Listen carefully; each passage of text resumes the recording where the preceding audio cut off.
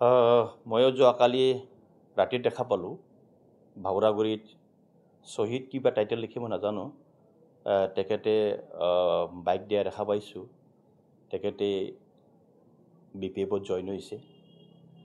মই নাজানো আগৰ দিনত শ্বহীদে কোন দলৰ আছিলে কিন্তু মই জানো যোৱাবাৰ ইলেকশ্যনত সি BPFৰ লগত থাকি পেলাই মোকে সহায় কৰিবলৈ মোক জিকাই দিছিলে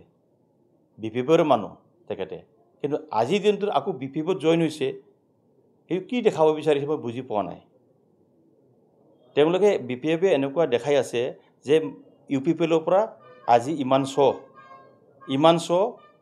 BPFত জইন হোৱা বুলি তেওঁলোকে দেখাই আছে কিন্তু আচৰিত ভাবিছোঁ মই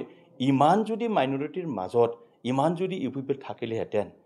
মানাহ চেৰপাং সমষ্টিত যোৱাবাৰ নাহাৰিলেহেঁতেন যোৱাবাৰ UPPলে মানাহ চেৰপাং সমষ্টিত হাৰিছে ডেট মিনছ মাইনৰিটিৰ ইমান ভোট পোৱা নাই কিন্তু আজি তেওঁলোকে দেখাই আছে বহুত মাইনৰিটিয়ে আজি দিনটোত UPPলৰ পৰা BPFত জইন হ'ব বুলি দেখাইছে এইটোতো 100% মিছা কথা কাৰণ তেওঁলোকে BPFৰ যোৱাবাৰ যেটো মই BPF হিচাপে এজন ক্যান্ডিডেট থিয় কৰিছিলোঁ আৰু ম্যাক্সিমাম মাইনৰিটি ভোট লৈ মই জিকি আহিছোঁ তেওঁলোকে আলটিমেটলি BPFৰে মানুহ আৰু তেওঁলোকে আকৌ BPFত জইন হোৱাটো কি হৈছে মই বুজি পোৱা নাই না আজিকালি জাংগিলাৰ BPFটো বেলেগ নেকি নিউ BPF নেকি আমি থাকাটো কিবা বেলেগ BPF আছিল নেকি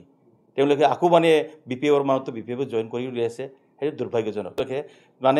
মানে যেহেতু বেলেগক পাব্লিকক বিভিন্ন দলৰ পৰা তেওঁলোকে আনিব নোৱাৰে নিজৰ দলৰকে এটা শক্তিশালী মাত্ৰ মানে ফেচবুকত দেখাবৰ কাৰণে নিজৰ মানুহকে পুনৰাই জইন কৰি তেওঁলোকে হাইলাইট কৰি আছে বাকি একো নহয় আৰু তেওঁলোকে কি মাটিৰ কথা কৈছে মাটি সক আমি আজি দিনটোত মানাহ চেৰপাং সমষ্টিত মই ডাঠকেই ক'ব পাৰোঁ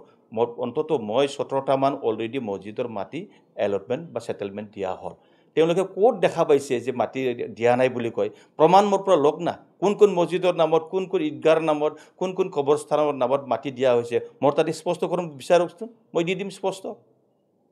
ঠিক আছে